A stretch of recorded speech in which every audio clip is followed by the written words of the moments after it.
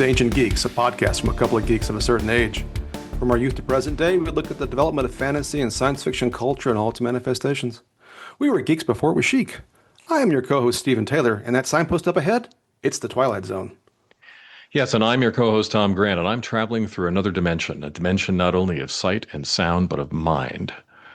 A quick point of order before we get started. I just want to thank all of the listeners that have come to us from the Priority One message I left on Greatest Trek a couple of weeks ago. So any friends of DeSoto out there who are listening, please drop us a line and let us know you're out there. I'm really glad you're here. I know at least one of you reached out on Blue Sky the other day. Just drop us a line on Blue Sky or Reddit or on Facebook. Just thanks for listening and on with the show. So, Tom, to get back to normal business, what's going on this week in geekery with you? Well, since my trip to Japan, as I said, I've been consuming many things Japan related. And I have had very little contact with manga and anime, to be honest. Years ago, I watched Akira. I read the Lone Wolf and Cub manga comics. Right, I did too. But I got a couple of books about the history of manga and anime, so that's been my geeky thing. I haven't started them yet, but I've got this one book sitting here, 1,000 Years of Manga, that I'll be getting into soon. Very cool. So I've been delving into very contemporary Fantastic Four, the stuff written by Ryan North and drawn by R.B. Silva, and also including the One World Under Doom series is going on right now. I am not quite sure what I think yet. I think the art's great. I like some of the characterizations. It doesn't quite feel as cosmic as I think I might like, and I'm not sure. I'll be curious how this series ends as Doom takes over the world as the Sorcerer Supreme. And I see a lot of parallels with contemporary politics that they're clearly trying to make, and I may write about that at some point when it's all done. But that's the main non-podcast geek thing I've been doing lately. Okay, and just if you forgive me for doing this, going back to the manga and anime, sure. Listeners, if you've got some recommendations for me, please send them along. Drop us a line at the Gmail account, someancientgeeks@gmail.com, and I'd love to hear what you recommend, or hit us up on one of the other platforms where you can find us. Bring it on. Bring it. Music. I'm going to go ahead and I'll preempt this, and you have your list, I know. Okay. I just had to be very plain vanilla. The theme song for the Twilight Zone is iconic, and I just really couldn't top it. So I'm going to go with just the basic theme song, but I know you have some other options. Yeah, originally I thought the Ventures version of that song was really a fun take on it, but I went very orthogonal and went with the song Twilight Zone by Golden Earring, just because I liked that song when I was young. Fair enough. And it had a good music video. The song for the Twilight Zone, originally the theme was different, and it was done by the famous and terrific film composer Bernard Herrmann, whom you might remember from lots and lots of movies, including a lot of Hitchcock movies. But the theme that we all know was done by Marius Constant. He recorded it without knowing it was going to be eventually used for the Twilight Zone, and yet it worked fabulously. Oh, it's always hard to know how these things become synergistically linked, but yeah, it's just hard to imagine that it wasn't written for this. Yeah. I wonder do you know what it was written for? I think what I read about it, it was just sort of there in the can so that if they needed it for the network needed it for something, they could just pull it off the shelf and use it. Like it was a Chevy commercial or something. That's right. Yeah. Anyways. Or the laugh track on old sitcoms. That's right. All right. So we are talking about the anthology TV series, The Twilight Zone. How did you first encounter the show, Tom? What's your experience? It was just part of culture, and not geek culture, just culture. The Twilight Zone was always available on reruns, and it was a show that everybody knew. Right. I would argue it might have been the most popular bit of geek culture at that time. And here we're talking about our childhoods back in, when I was a kid in the 60s, then a teenager in the 70s. uh, everybody had seen the Twilight Zone at some point. Maybe they weren't fans, but Right. they all knew the theme instantly. Yes.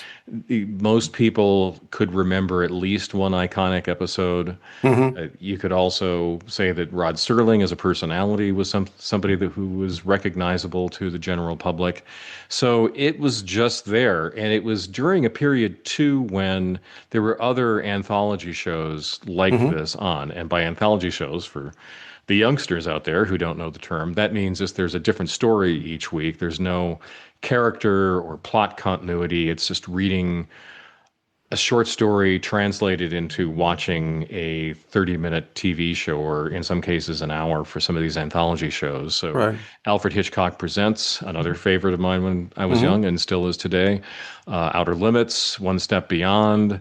Those were all on, in reruns during my youth, and not everybody watched all of them. Outer Limits was more sort of on the fringes, but Twilight Zone was really mainstream. Right. And it evolved out of an era of TV in the 50s where there were these teleplays, right? Like Right. shows like Playhouse 90, where they would like write plays for television, movies basically, but very specifically set for television. At one point, I think recorded live, and then and this whole idea of sort of the importance of the writer, I think, is important, right? I mean, there are other big names like Gore Vidal who wrote during this period of time or what have you. Yeah. And Serling was he was a celebrity as a writer, having written several things, won some Emmys, and before he did the Twilight Zone. Right. And you kind of had the sense that anything done by Rod Serling was going to be good. Right, right, And I also say that what we're talking about, the anthology show, goes back not too far into the past to radio shows. right. That's right. So there were radio shows that did have some continuity, like you listen to The Shadow, and The Shadow was fighting some Hmm. different bad guy every episode, but it was still Lamont Cranston and his assistants. But there were shows like Inner Sanctum, Suspense, X minus one, who Right. did science fiction or sort of weird fiction, if not horror, at least horror sort of adjacent, Hmm. that were also popular to the general public at an earlier point in the past. And in fact, Serling did work in radio before Yes. going to television. Apparently to his frustration, but yes. Yes. But we'll get to that later. Yeah. So yeah, I was, and I think you are more of a fan and aficionado of this program than I am. Hmm. I watched it. I remember being on. It was like a rerun thing as a kid. I remember some specific episodes, including some that I rewatched for this discussion. I know I've not seen all of them. I doubt I'll ever see all of them. But it's clearly a very important part of popular culture. It certainly was part of that time, which again, to sort of remind us all, there was a moment in which there were three television networks, and that's what you got to choose from. And this Right. is one of those programs that sort of with a mass audience that in some ways could not be conceived of today, given the way television works, right? It's also, as you note, there are a lot of pop culture touchstones in this series, certain tropes, Hmm. ideas. The music certainly is evocative of, disorientation or some kind of extraordinary thing happening. Um, I know that anyone who's watched The Simpsons has been handed many, many examples of Twilight Zone-esque Hmm. tropes and what have you, and it just has During become the part of. Halloween Oh yeah. episodes. Yeah. So there is, just a rather remarkable amount of resonance. And of course, it's been revived many times. There was a movie that was made, was it the 80s? The movie's in the 80s, right? Yeah, it was in the 80s. Which I did not see. I'm aware of it. But anyway, The John so Landis directed, and yes. actually the actor Vic Oh Morrow yeah. died That's right. That's in the right. filming of it. So I watched, how many did I watch? You gave me homework. So I watched one, two, three, four, five, six, seven, 9 episodes, right? A couple from the first season. I won't go down the list, but I had an assignment. I watched several. Oh, go. I know You you should go watched. down the list. Okay, so I did. So the first one was, which some of these I had recollections of. Time Enough at Last, which is the famous Burgess Meredith episode where a bookworm survives the nuclear holocaust and finally gets the chance to read all he wants, but he breaks his glasses, and it's all very sad. You spoiled it.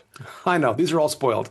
You spoiled a Sorry, 70-year-old television show. it's terrible. You It's terrible. monster. I am Okay. well, and amazingly, the next one is The Monsters Were Due on Maple Street.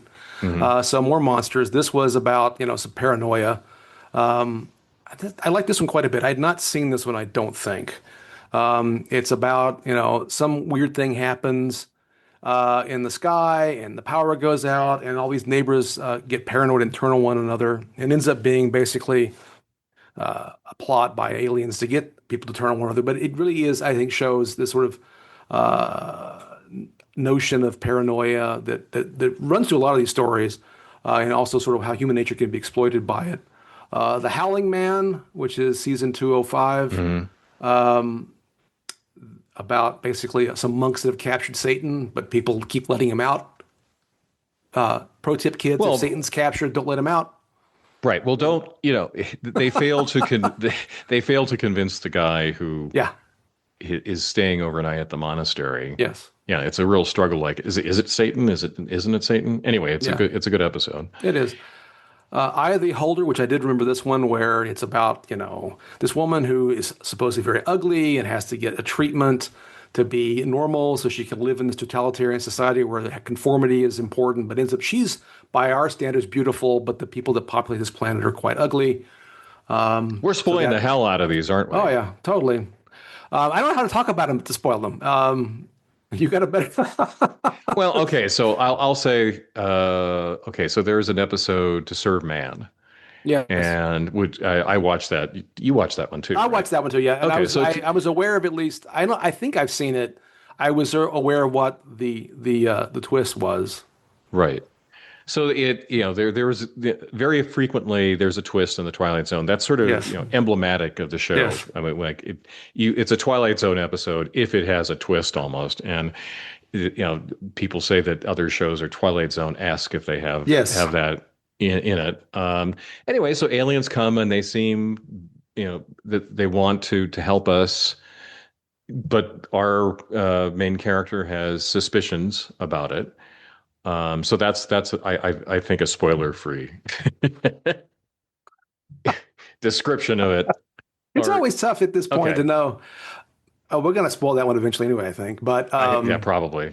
I mean, yeah, if you want to go down the list, again, Nick of Time, Captain Kirk gets obsessed with basically a magic 8 ball. Yes. That's the short version of that. The Obsolete Man is about a totalitarian society that doesn't like librarians. It's a Good Life is about a terrifying little boy that basically controls reality. Nightmare at 20,000 Thank feet. God that's not at all timely. Yeah. Nightmare at 20,000 feet is about Yeah. a guy who may or may not be hallucinating about a monster on the wing of an airplane. Yeah. And that was redone in the movie. Yeah, that one was redone in the movie. Yeah. Again, I didn't see it, but that was like, to me, for whatever reason, that's like the Twilight Zone episode. I just know of that one for just really in my head. Yeah. It's also another Shatner episode. Another Shatner in episode. the original series. And then Masks is basically about the internal ugliness of people that may or may not be revealed. So yeah, those are the non-spoiler versions. But I mean, yeah, there's some that you added that I didn't see. Yeah. So You've got more on your list. I also watched recently Nothing in the Dark because of the passing of Robert Redford. He's a very young Robert Redford, and in this episode, and there's an old woman living in the basement who is fearful about engaging with anybody in the outside world because she thinks that death is trying to trick her into letting him in, and then she would die, which she's afraid of doing. Hmm. I also had The Encounter. So there were a couple Shatner episodes. There was also a George Takei episode Hmm. about a veteran of World War II who's working in his attic, and Takei is this Japanese gardener who comes by, looks for work, and it is another kind of racism episode. Also just about people who can't let particular antipathies go. Death's Head Revisited, which was a very heavy-handed episode about a Nazi going back to Dachau. And it's one of these episodes where another thing that was really emblematic about the Twilight Zone was the introduction and wrap up that Serling did the voiceover for and usually wrote. And this was one where I thought the wrap up was terrific, even though the episode was not one of the best. Five characters in search of an exit, these random people, a ballet dancer, a clown, a very annoying clown, an army major, a hobo, and a bagpiper who are in this enclosed space, and you don't know why they're there. There's something clearly bizarre going on, but it's impossible to really tell from the beginning what's happening. He's alive. Dennis Hopper is effectively a neo-Nazi, and he's not successful at it until he gets a shadowy mentor to help him. Well, that's not timely. That's not timely. And Little Girl Lost, which I didn't watch the whole episode, but it is basically the movie Poltergeist. Okay. Oh, okay. Yeah. So those are the ones that I watched that you didn't. But a Fair lot of enough. overlap on our two lists. Yes, yes. Well, I was a dutiful student and did my assignment. Well, what I wanted to do was to expand my watching a little bit because there are certain themes that were very common to the Twilight Zone. So it wasn't merely a particular style of storytelling. It was an anthology series. The Yes, stories had a moral. They yes, usually had, like the Obsolete Man is about just how do you stand up against totalitarianism? Uh, how do you retain humanity in the face of the inhuman system?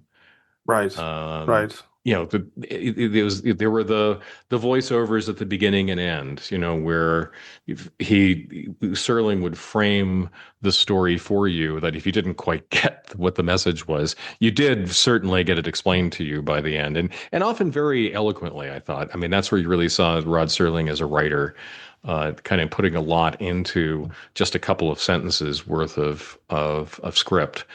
Um, but also that he had, particular kinds of uh, opponents that he wanted to set up in Oh, the yes. stories. So racism, Nazism, Mm-hmm.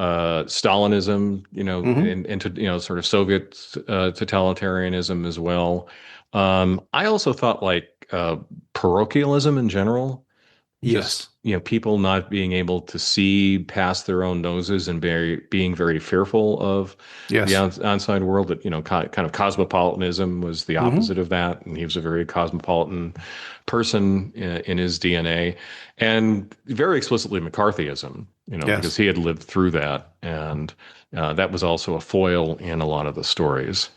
He's pro art. He's pro book. He's pro Yes. literature. Um, he's pro free thinking. I think spit that out.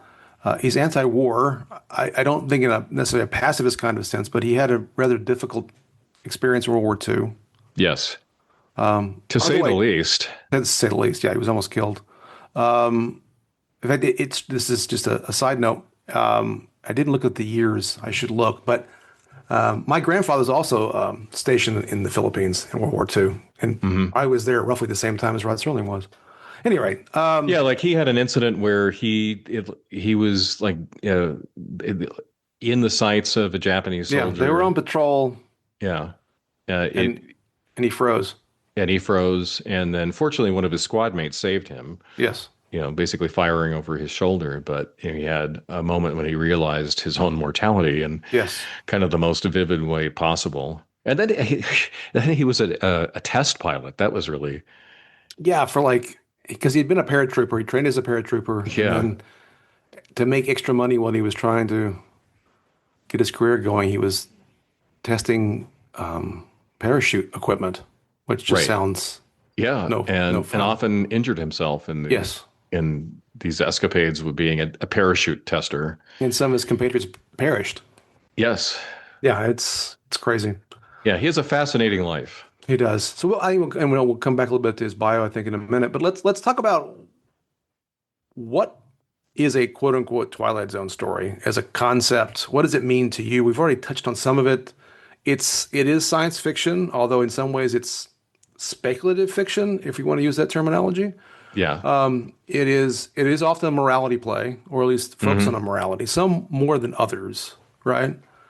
And also, as you say, both in terms of his introductions, but also the way some of it's written, it has a sort of literary quality to it at times. Yes.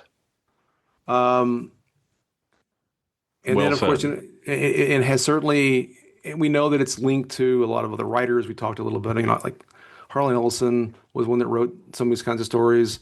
Gore Vidal, you know, was a writer, not for this, but this era of TV. These kinds of people, this aspiragus, what I'm trying to get at, there's an aspiration or connection between people that had literary careers and television, and some of these people end up writing for the Twilight Zone, or it's the kind of writing that Serling's doing, right, in this Right. period of time. Yeah, he wanted the stories to be meaningful and not be a waste of people's time. And I don't know if this is premature since we're going to talk about him a little bit more, but I kind of see him and saw him at the time, but when I learned a little bit about his biography, not as much Hmm. as I know now, but Right. that he was very much in the same mold as Edward R. Murrow, that there Mm. were people who were struggling to produce top quality television, whether it was Hmm. making sure that the news was good Right. or making sure that something like this anthology show was really good. That, as you said, it was literary. It was not a waste of people's time Right. to watch this. That people would kind of walk away with something they didn't have before. And like the Robert Redford episode is really fundamentally about why do we fear death, Hmm. and how do we manage that fear. And it's not necessarily the best episode of The Twilight Right. Zone, but it is, I think, a very good example of what we're talking about, like what he was trying to get at with these stories. Well, you know, we often talk about we generically we talk about We, science fiction. We the the all-encompassing royal we, we, the royal the we. Borg like we. Never mind. Oh, okay. We we uh we often will talk about science fiction as being kind of a mask for or a way to talk about more serious things without creating as much controversy that we directly talked about them. Right? We talked about Right, this a little bit with Star Trek, the original series in particular, but later as well. But I think Serling clearly saw the Twilight Zone and that sort of that opportunity to tell stories that he couldn't always tell in a straightforward drama. Right? There's a right, significant example of him wanting to write a teleplay about the Emmett Till story, which was about a young man who was visiting family in Mississippi who whistled at a white woman, or at least allegedly whistled at a white woman, or looked at her funny. Didn't that's all various allegations. But the bottom line is he was lynched and killed, and it was a terrible story. And if you're not familiar with it for some reason, I would recommend Googling it because it's an important part of American history, these kinds of events. And he tried to write a story about it, and he got, because of all the concerns about, again, we talked about mass TV and three networks and the influence of advertisers, all these things, it became a wholly different setting and story. And it became sanitized in many ways. The sort of core issue of prejudice is still in the story, but it's relocated to a different part of the country. Different kinds of persons are involved. The racial hmm, elements mostly bleached out of it, and so forth and so on. And that kind of experience led him to want to find a different way to talk about some of these things. And you can certainly see watching these episodes, some of these elements sort of in the background of his mind. And they're on the screen, but you can also ignore them, I guess, and just call it science fiction if you so desire, right? right. This is a sort of important part of what's going on here.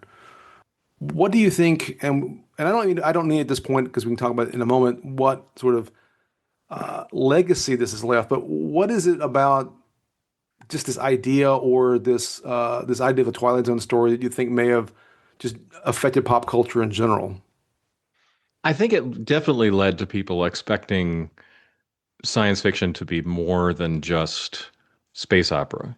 Yeah, because there were thrilling adventure stories Hmm. that were widely popular, like the Flash Gordon and Buck Rogers serials, and that certainly defined it for their time what some people's ideas of science fiction were. But you know, you had Rod Serling trying to push science fiction to be, as you say, a vehicle for discussing by way of analogy or allegory or whatever, sort of obliquely some important subjects. This was also, soon after the start of the golden age of science fiction. John W. Right. Campbell doing the same thing as an editor, kind of really pushing for not just higher quality writing, but more meaningful sorts of stories. Hmm. Not just exploring ideas. Well, what if we had a faster than light drive? What if Right. humans could live 1,000 years?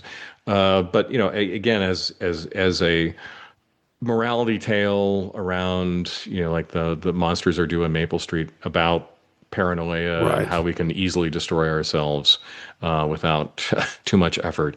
That was something that was also happening around the same time as the Twilight Zone.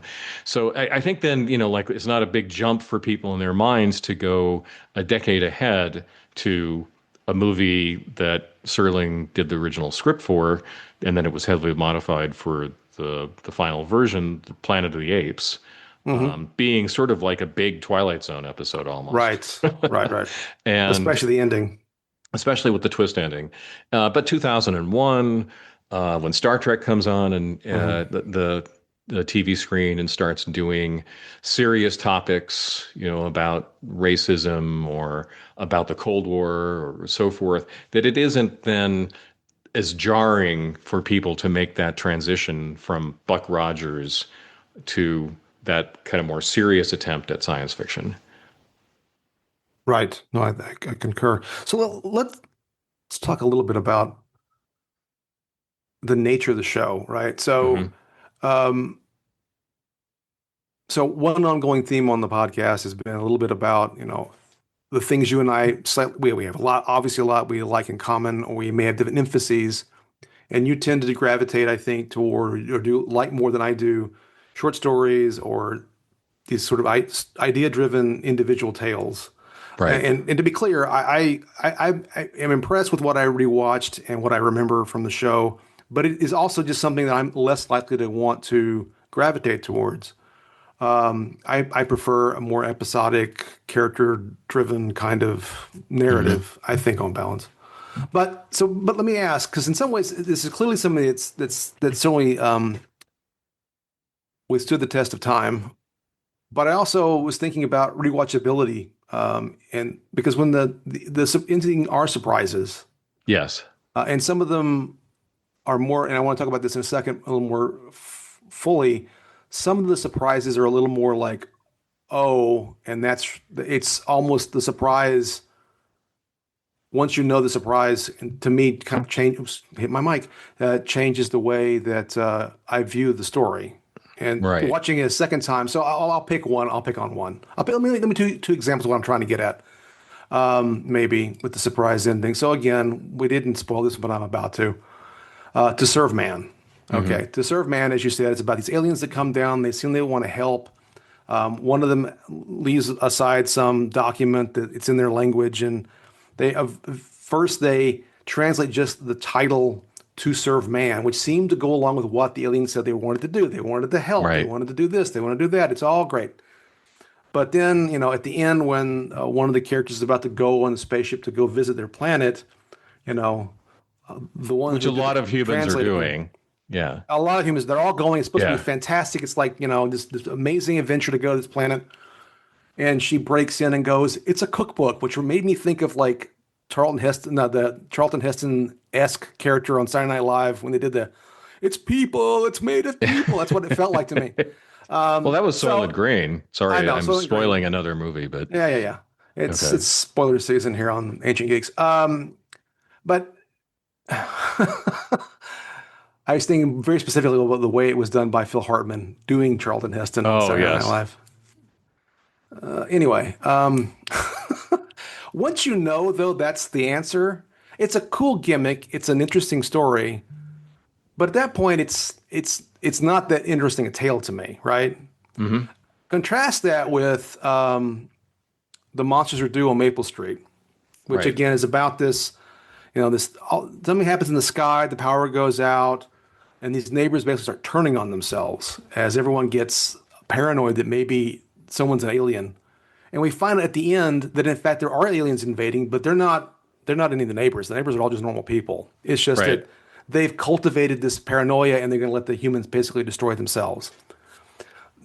That doesn't, to me, negates the wrong word, but it doesn't, it still is an interesting story. You can then watch again, understanding what's going on, while to serve man is just kind of a cool thing. You know what I mean? Some of these Right. stories are more along, and I realized in looking at the ones that I watched, the ones that I liked the most, The Monsters on Maple Street, Eye of the Beholder, which is about the beauty thing, and The Obsolete Man, which is about the totalitarian future uh, and and what have you. Those are all Serling written episodes.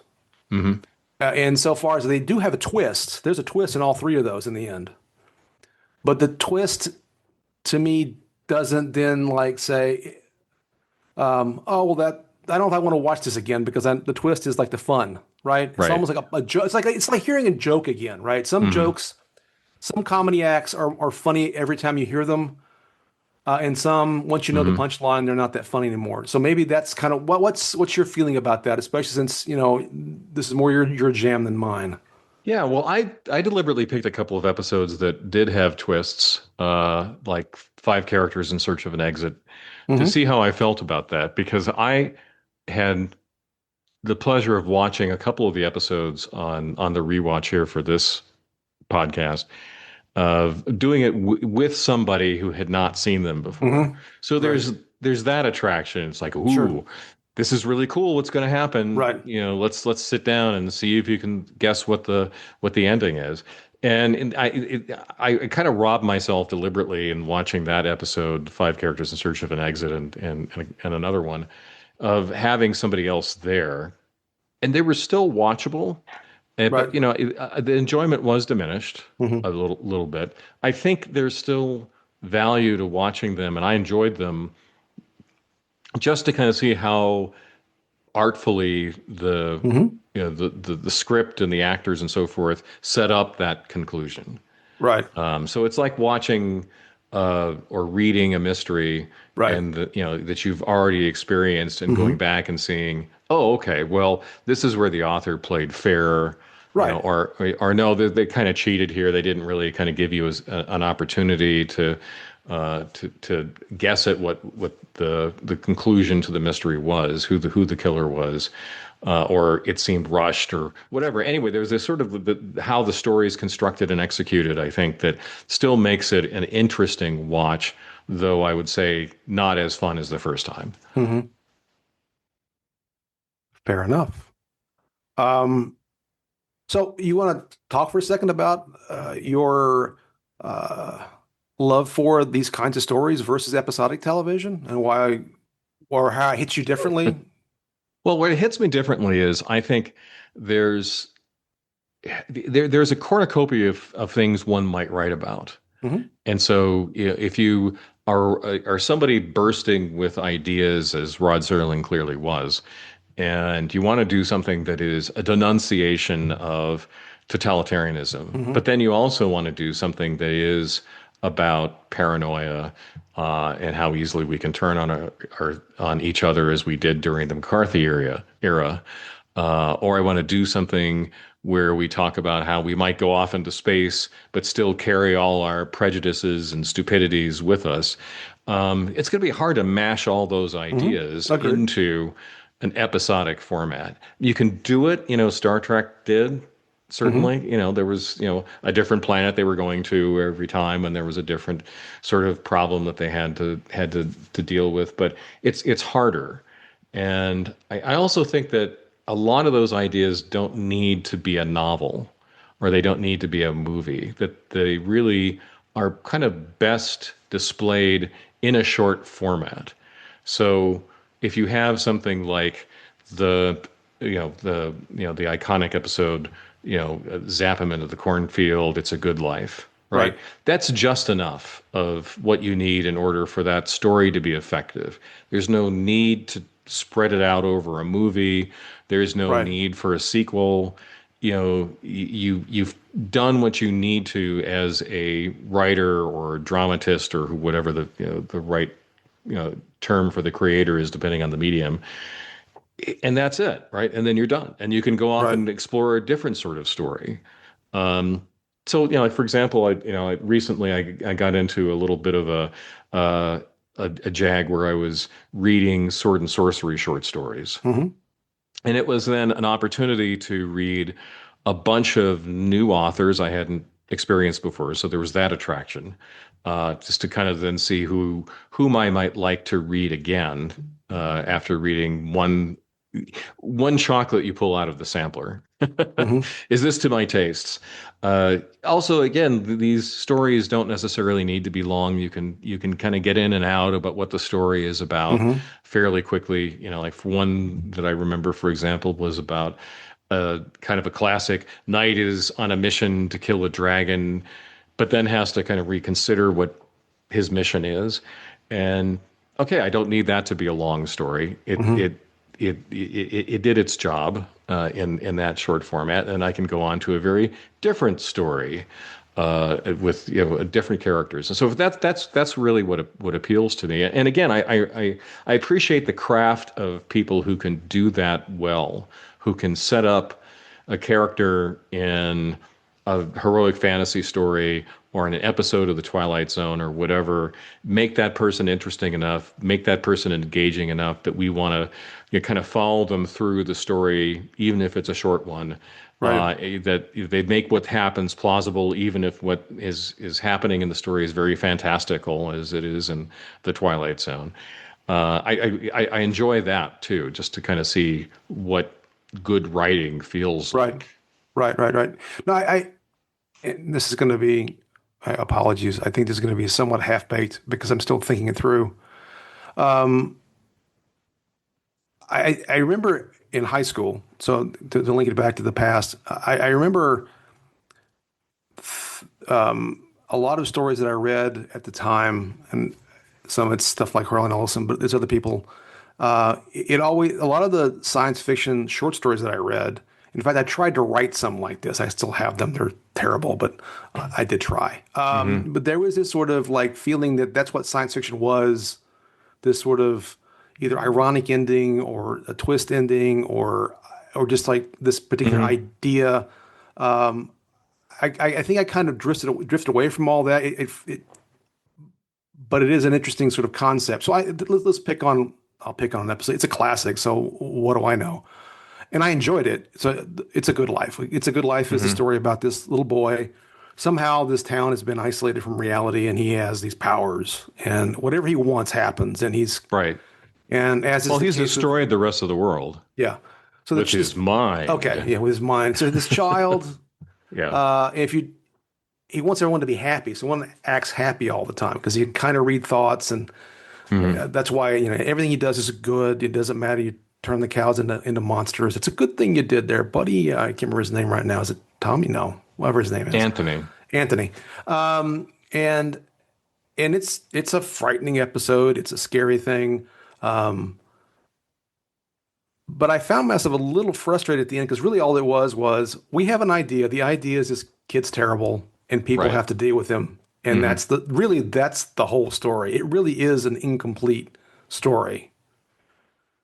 And that I didn't. I mean, again, I'm not saying it's bad, but and I'm not even sure what else I want from it. But in some ways, some of these episodes to me are almost like just like a skit and comedy is really about maybe an idea. Right. It's like a dramatic skit. It really isn't a complete story. Oh, I think that's totally fair. Yeah. That's totally fair. And yeah, it suggests something. It doesn't necessarily give you Right. a complete version of it. Though I'll say, there's one way of looking at that episode and a lot of the Twilight Zone and a lot of the things that we talk about on this podcast purely as entertainment. Was it Sure. entertaining? Sure. And you could say if it is a dramatic skit, maybe it wasn't as entertaining Hmm. as it could have been. there's also the message part of it, which is how it's very explicit. Like there's no subtlety about it, especially given Serling's voiceover. It's like there are real monsters in the world, and Right, sometimes right, right, they're not the people we expect them to be. right. Yeah, and so making the monster a child was his effort then to say, well, we need to kind of challenge ourselves sometimes in our willingness to identify people who are moral monsters, like this child who Right. has destroyed the world. The remaining humans are living in terror of him. He's sadistic frequently.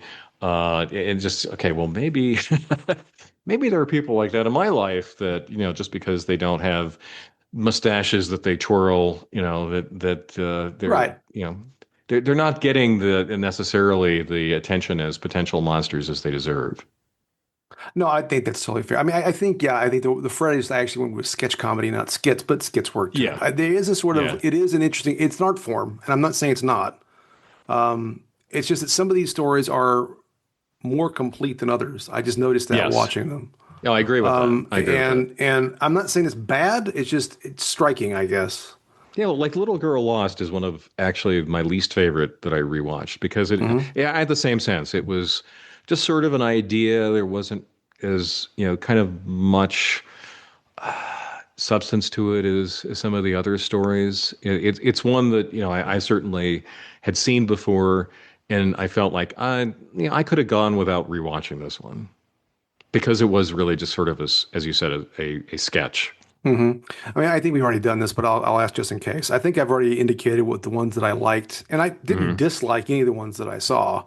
Yeah. I did think some of them were a little more gimmicky than others, for lack of a better word, which sounds more negative than I intend.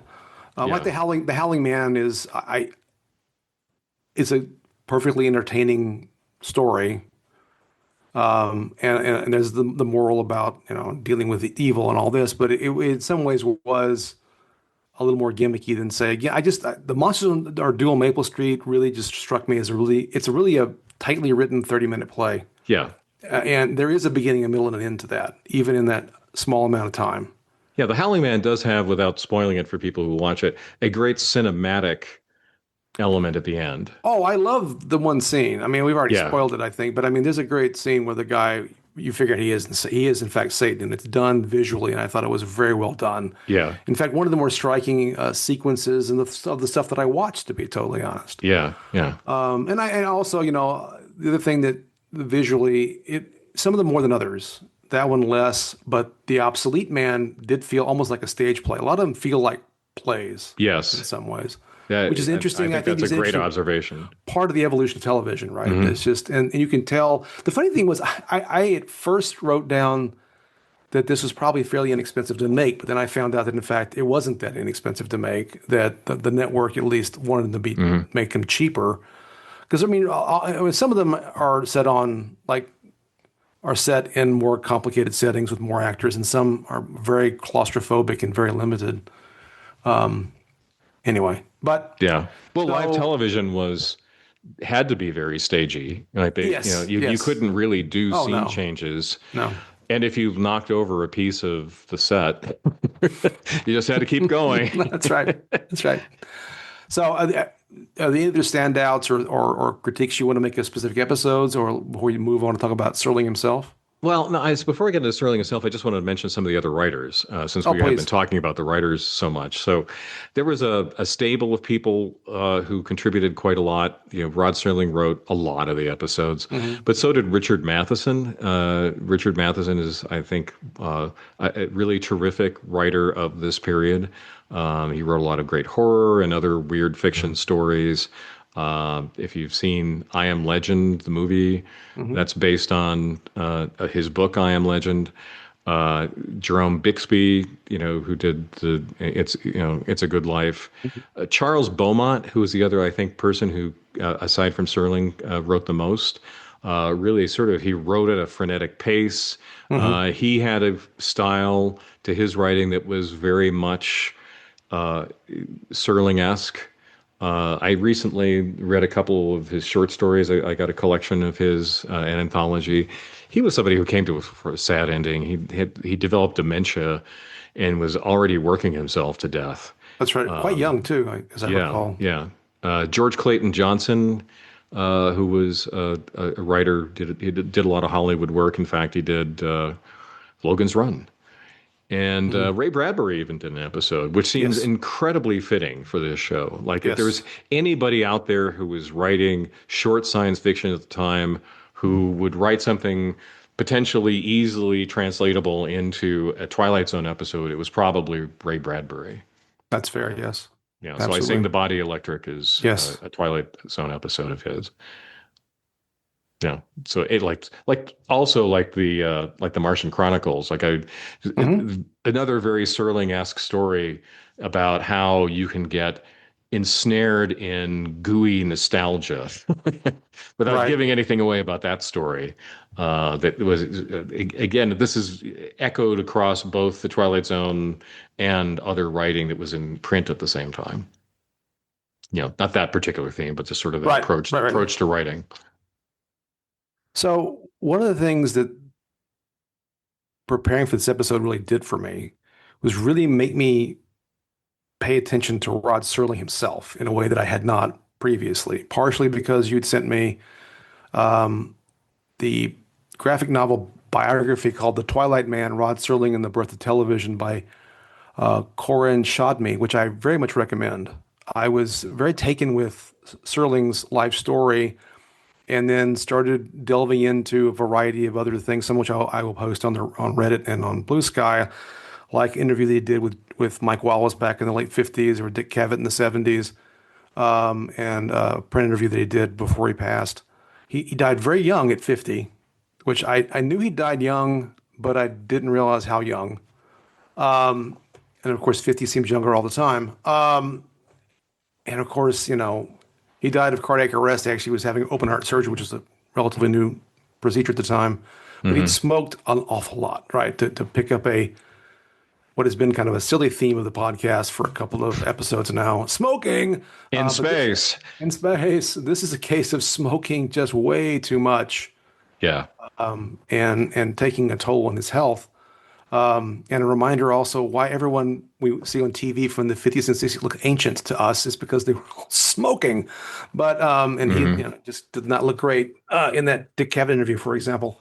But I was just really struck by not only his service in World War II, but also his sort of early goings in television and his struggles as a writer to want to talk about serious things, as you already said earlier, like about Yeah. racism and McCarthyism and totalitarianism and being stifled in a period where he had a mass audience, but also you had to serve, you know, the network executives and the advertisers, right, who really had views about wanting mass entertainment and not upsetting their viewers, right? Right.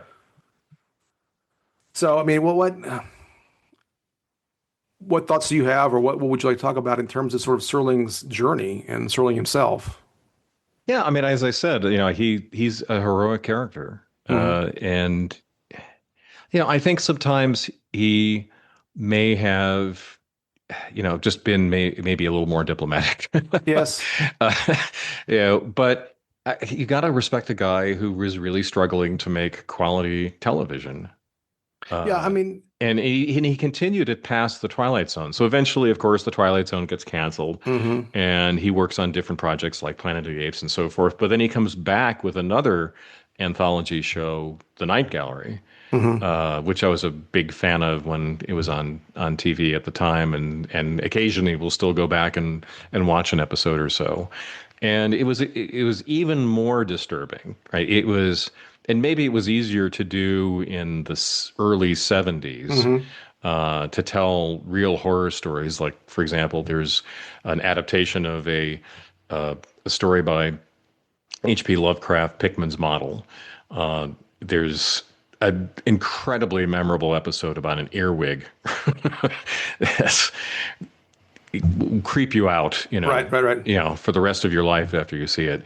But he really kind of stuck to his guns that he wanted to keep making things that were meaningful. Like he could have coasted in his life. He could have done an Orson Welles, frankly, right? That at some point he could have just been a personality who showed up on talk shows or maybe on the Hollywood Squares, Hmm. all these other venues. But he really, through his whole life, once he started to be a writer, wanted to continue to be a writer. No, one thing that is central through everything that I saw and read is that he was at his soul a writer, and that's what he wanted to do. He did sell off the rights to Twilight Zone reruns and probably screwed himself out of a lot of money Yeah. at one point. And he did kind of struggle a little bit, I think, maintaining his lifestyle in the 1960s. He did commercials, which he didn't was not particularly proud of. I forget what they were for now. Yeah. And he did not have the creative control in the outer limits, excuse me, on Night Gallery that he wanted to have Right. because he was concerned about not getting the job, I think. He did write Hmm. some of them, but he was not as happy with that program as he was with the Twilight Zone for certain. Right. And it's interesting to me, tragedies too. Well, the tragedy of dying so young is truly tragic. But I mean, one of the things that I did notice, and I think he is a heroic figure in trying to bring certain ideas and stories to a mass audience. Whether it's the Dick Cavett, especially struck out at me in the Dick Cavett interview, maybe to some degree in the Mike Wallace interview, but in this final interview that he did, that he protests that he's actually happy and pleased, but you can hear all of his frustration still. He is so Yes. frustrated with the inability to get certain things done the way he wanted. He is a clear advocate for the writer should be the central, which is not surprising. See, he's a writer, but Hmm. he got frustrated with producers and with directors, even with actors, and certainly with executives whether it's the studio or the network or certainly advertisers being told what to do. He clearly didn't like to be told what to do. Sort of to your point before, I guess at one point he was characterized as an angry young man in Hollywood at one point, and was able to overcome a lot because he was again he became this sort of this celebrity writer. He won I guess the first person won 3 Emmys for writing and these kinds of things. We won a Hmm. bunch. I think eventually 6 Emmys and a Peabody Award and a variety of other things. But I was just his life is quite fascinating. I was also interested to find out that Alan Sepinwall, who was a TV critic of some renown now, he used to write for Rolling Stone, is writing a book about Rod Serling. So that would be interesting, I think. Yeah. Well, and his So struggles weren't with just the logistics of no, producing a TV show. Okay, so every week you've got to have a different set of actors, you have to have a different script, you have costumes, sets.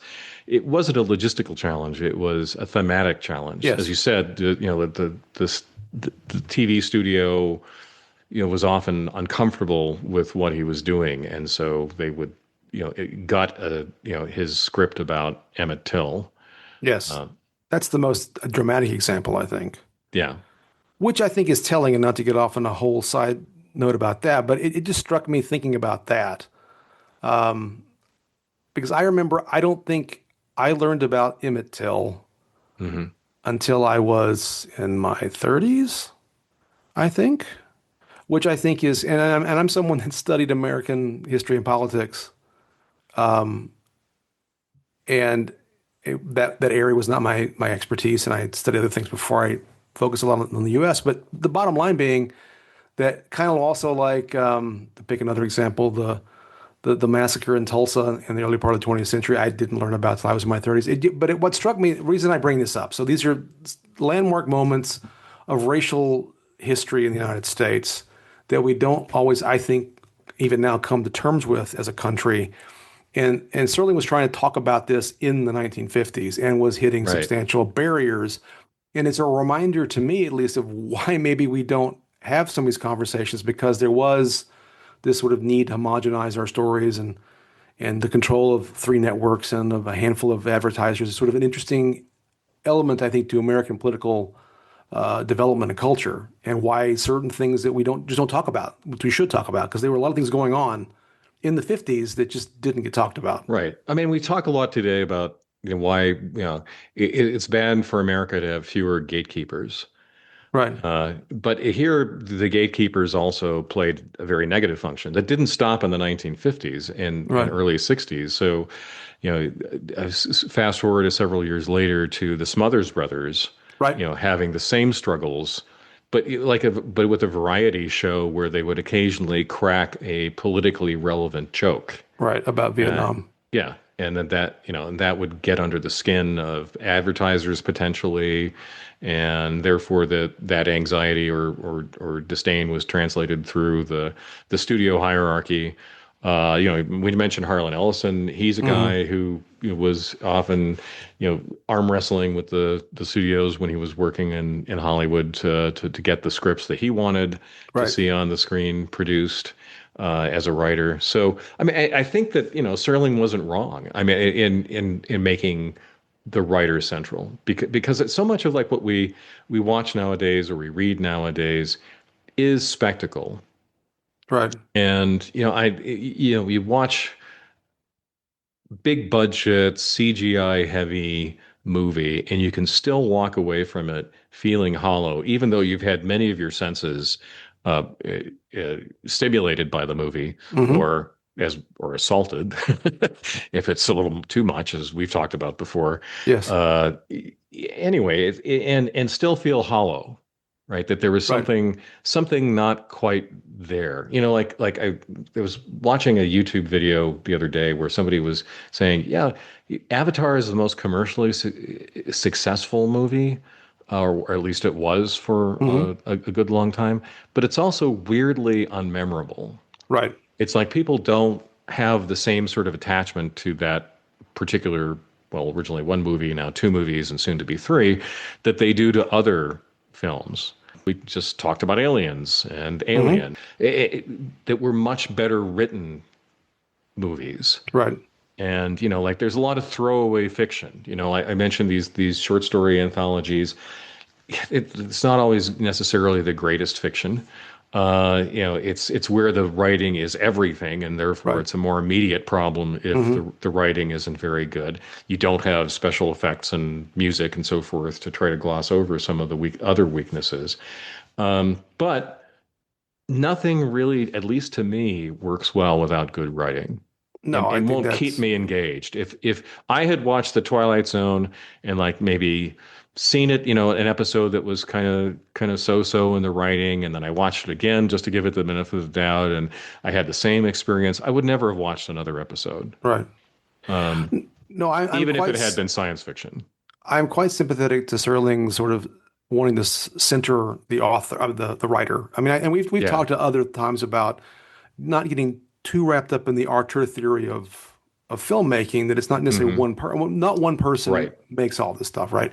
But I do think, and I've always thought, and this sort of exploration a little bit of into his biography is a reminder of how important writing is.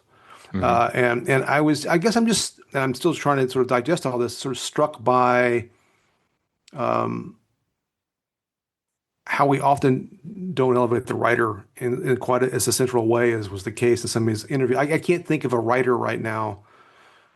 I can think of some close, and we'll talk about maybe an example here in a second. But the idea of like a writer as a celebrity is not that a TV writer in particular just didn't. It Hmm. seemed especially interesting to watch, say, Mike Wallace have this interview with Serling in the 50s. I can't think of an analog exactly right now. Not exactly, but maybe Vince Gilligan, who I'll mention in a moment, fits. But even that, Yeah. it's not quite the same in some ways. But anything else about Serling's life or biography that you wanted to comment on that I didn't give you the opportunity to talk about? No, I have a couple of other thoughts about the TV show, but yeah, I think about Serling. I think that pretty much covers what I wanted to say. So, in terms of the show's influence, it really does have a long tail, right? I mean, it influences a number of things. You know, Night Gallery, the Outer Limits, I think exists because of Twilight Zone, correct? Hmm. The X-Files is definitely a, And influenced by it, yeah, yeah. Um, I think The Sixth Sense, the movie, is a long Twilight Zone episode. Yeah. kind of. I was struck. I was recently rewatching,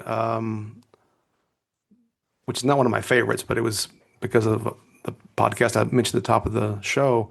I was watching Miri from the original Star Trek. That's a Mm. Twilight Zone episode.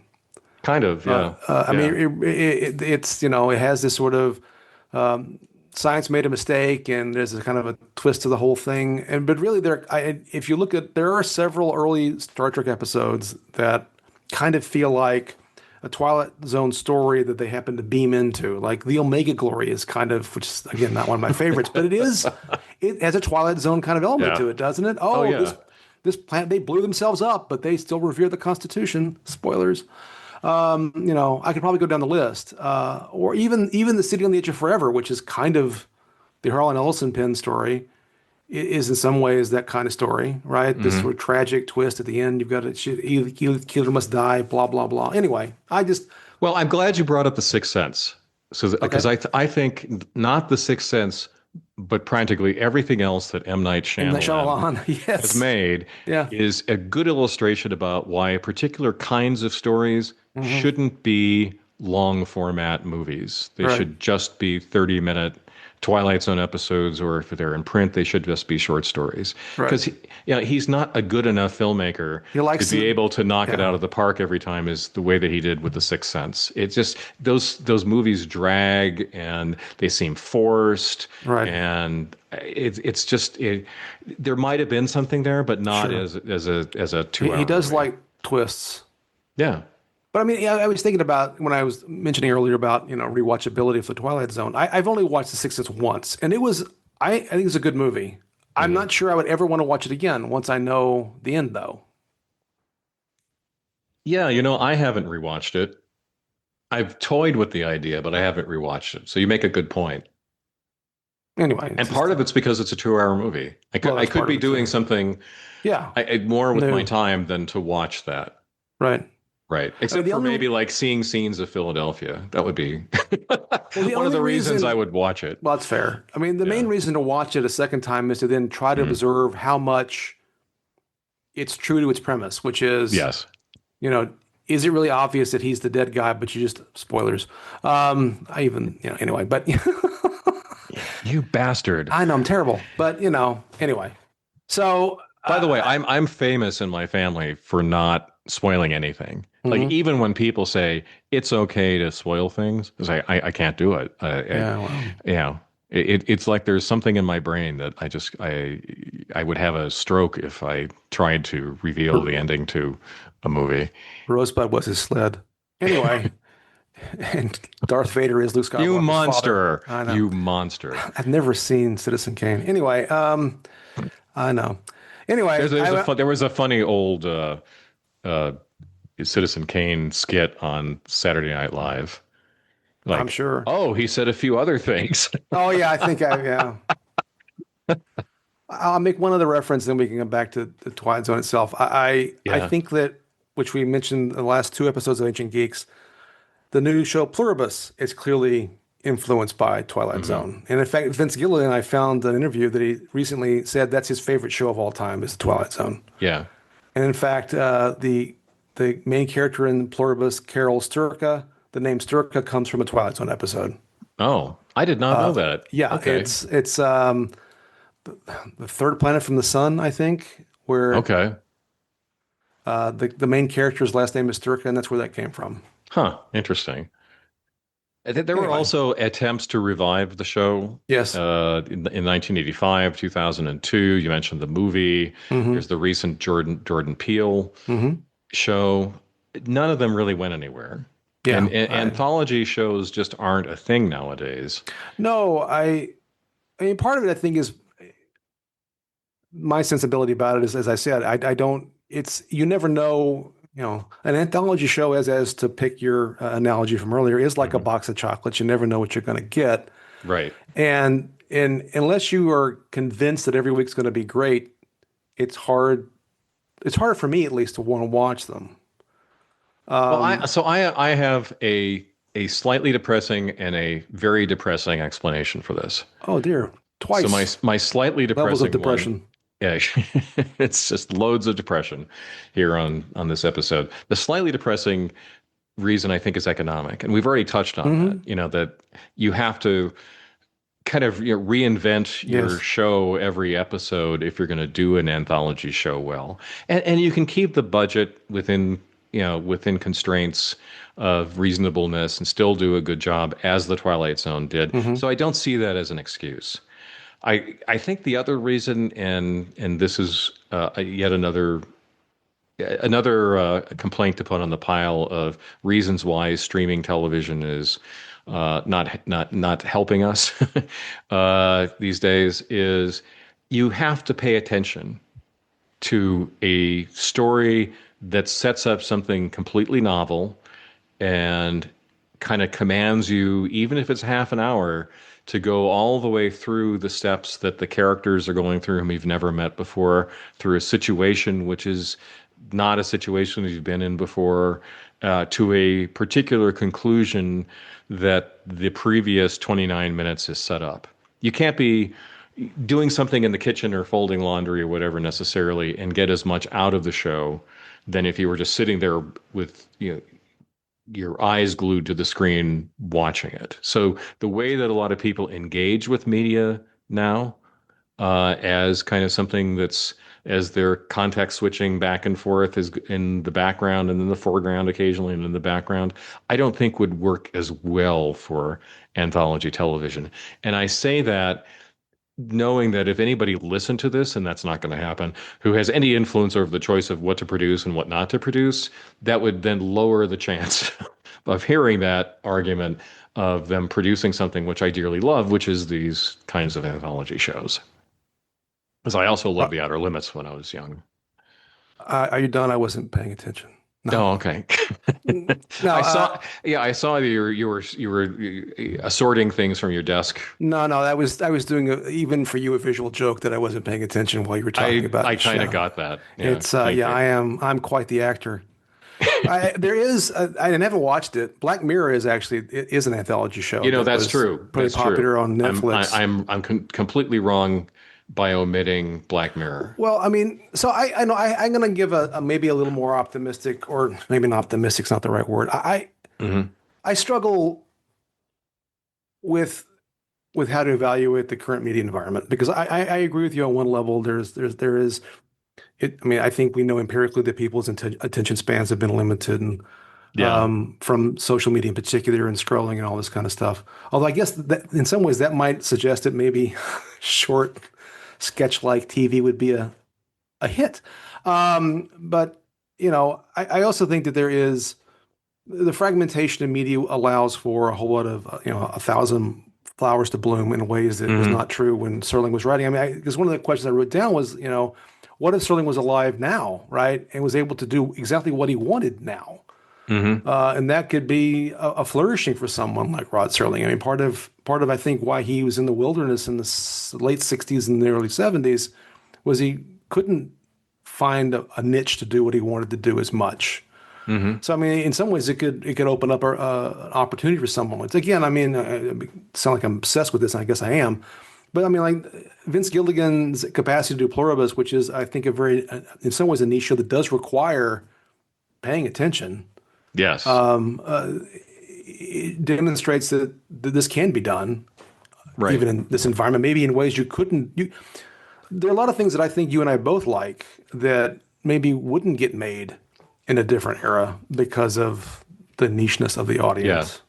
So So it's I a have mixed bag, I guess. So I have two reactions to what you said. One is just to go back to Black Mirror. I know, and this is just, I think a sample of one. So this is, Hmm. maybe not true, but I know people have watched Black Mirror. I don't know if Yes. people are necessarily engaged with the show all the time. Like Right. I don't hear people say, "Oh, a new season of Black Mirror is coming out. I'm going to go watch every episode of that." That Right. I've maybe Right. watched a couple of episodes Sure. and been impressed with it, but not necessarily are mainstays of the audience. The other thing I wanted to say was you mentioned opportunity. Hmm. And I said, that there are a lot of good writers who wrote for the show. There are also like a lot of good actors who got on the Yes. show. That because it was an anthology show, probably they would not have had a chance to be on there. So I'll run through a list here. So bear with me. I mentioned Robert Redford, Cliff Robertson, Ralph Meeker, Burgess Meredith, William Shatner, Bill Mumy, who was the kid in It's a Good Life. Dennis Hopper, I mentioned before. Elizabeth Montgomery went on to be the star of Bewitched, Charles Bronson, Telly Savalas, Jack Klugman, Anne Francis, Peter Falk, Buster Keaton, Agnes Moorehead, Lee Marvin, Donald Pleasance, William Wyndham, Commodore Decker, Mickey Rooney, Vera Miles, Ed Wynn. So Hmm. this is an interesting collection of actors because some It of is. these are people at the start of their career, and they had a chance to be showcased in an episode of The Twilight Zone. Others are people late in their careers Right. who are kind of coming back to play a different kind of part, like Buster Keaton, Sure. which is kind of like the real standout in that sense. But there are certainly others like that on the list and beyond that list who are on the Twilight Zone. So I think the other thing that's great about the anthology show is just for writers, for actors, for directors, it's an opportunity to be showcased that you Right. might not have trying to break into a limited set of episodic shows. And before I leave this thought, I want to mention Night Gallery was where Steven Spielberg got started Hmm. Hmm. doing an episode with Joan Crawford and was like, well, why is this 20-year-old kid Right. directing Joan Crawford, who's by Right. then, kind of a pillar of Hollywood? Right. The only, as you go through your list, the only examples that I can think of that in contemporary television, two examples come to mind, but they're also kind of throwback shows. Hmm. One is Poker Face, which has been canceled, which was the Ryan Johnson Crime of the Week show that was Right. kind of modeled after Columbo, and it Hmm. had a series of guest stars that would be along the lines of some of these people over 2 season period as basically the murderer of the week or maybe the Yeah. victim, depending. Hmm. And then another show is Elsbeth, which is actually a network show, which is also kind of on this sort of same kind of murder of the week throwback to the 70s kind of shows. Because Right. we saw that kind of thing with like Columbo, right? Yeah. Or Law and Order, had, To a degree. But I mean, yeah. Columbo, like every week when there was a Columbo movie, it was, like William Shatner or, somebody like that Hmm. was the murderer often. It would highlight some of these actors. But you're right. I mean, the anthology thing does provide, and I guess Murder of the Week kind of fits that to a degree. Oh, so I think the show that did the best with guest stars was Police Squad. Mm. Because yes, it was special guest star William Shatner, and then whoever the guest star was would die in the credits. Like and that was the last you saw of them in the That was, first 2 minutes of the show. uh, there you go. Anyway, Now I've got the Police Squad theme going through my head. that'll happen. Da da da da da da da. In Yeah, color. in color. Um, any concluding thoughts about the Twilight Zone or Well, any of I these topics? I would say, I mentioned the actors before. This was a great age for character actors, Hmm. who showed up all over this show, all over other shows, and so forth. It was on the rewatching. It's not just like the big name actors whom I mentioned, but Hmm. also just like other people you saw a lot in different shows all over the place. And just anyway, it was just a lot of good character actors in both movies and television during this era. So that was my only other thought about the show. Very good. I think it's a classic for a reason. It's very enjoyable, but nonetheless, I think Yeah. we've probably exhausted our And conversation at very this point. influential and Oh, a incredibly fascinating influential. person who's the driving force behind it. Yes. No, and I really do. I would recommend people read in. I will post at least the things that I have that are available to post Hmm. about Serling. It's quite fascinating, I think. And again, it just keeps hitting me. 50 years old is just way too young to die, especially, given what he could have had to offer. Anyway, that's just what it is. But anyhow, I think we can now exit the Twilight Zone and move on to other conversations. We're going to do merch. Oh, merch. Yeah, well, my merch conversation is pretty limited. So what do you have? Because I had nothing and I couldn't think of a specific to want. But you're right. I Right. forgot about merch. It's right in front of me. It's right on the screen right there. It says merch question mark. But what, Merch. The end. I am, yeah, pretty much, I'm So I'm a political scientist, not a podcast host or something. Damn it, Jim. Anyway, go I'm a ahead. doctor, not it. Okay. I should have been. That's what I should have said. Yeah. I can't do anything So right today. Go ahead. So this wasn't a big merch show. I mean, No. there wasn't like the sort of merchandising machine that existed later, with some of the shows that we talk about or movies we talk about. But also just kind of given the nature of the show, just wasn't a lot of merch. I mean, I think I had a button that had Hmm. just said the Twilight Zone. I Sure. mean, that was always like the easiest form of merch to have in the 70s and 80s. So you didn't have anything, did you? I had After having nothing. watched the Twilight Zone, was there anything you wish I mean, you that's the had? point though, right? I mean, what would be merch? And I'm like looking at these episodes, I'm like, I don't know. I mean, the closest thing to merch I could even come up with would be like a mask from Eye of the Beholder, but who wants to look at that? Yeah, or even wear it. Let alone wear Uh, it. Yeah. So well, I yeah, thought, I thought it might. So I'm going to revise what I put down, which I annoyingly do all the time.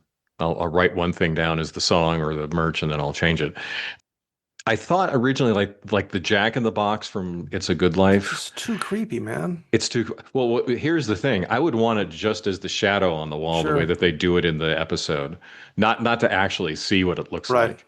But I think what would have been better would have been fun. I wouldn't want this now to clutter up the house, but at one point it would have been fun to have one of those life-size cardboard standees of Rod Serling Sure. Sure. in Sure. his Sure. classic pose, his hands in front of him, Well, that works. Well, I submitted mean, for your approval.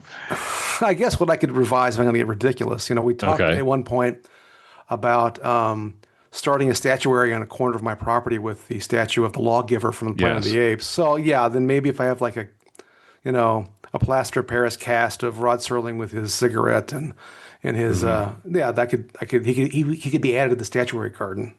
So there we go. Okay. We're gonna add That's, more things to the statuary I garden. think this is now a thing. Yeah, the Okay. statuary garden is on the list when I can't think of merch, or maybe when I can.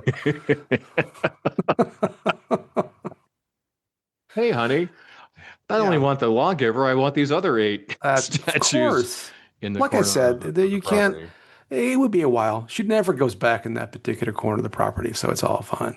Yeah, and probably never would again if she Not were if to go she was there. going to encounter the lawgiver and Rod Serling back there. And God knows what else. I guess we'll find But you'll out. have to keep listening to this podcast to That's find out right. what else What is in more? Stephen's statuary garden. What more could you ask for? What more could you ask for? All right, then. Thank you all for listening this week on Ancient Geeks. We'll see you next week. See you later.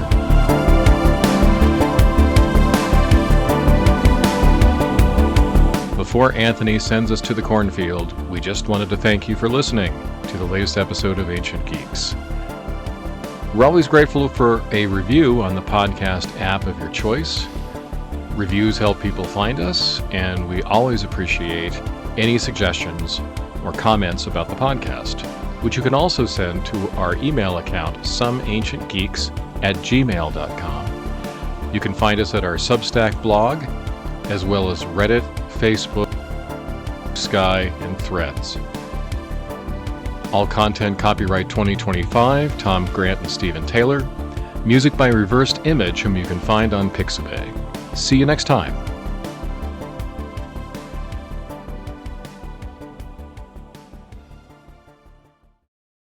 I think you should rerun that. I think you're totally right.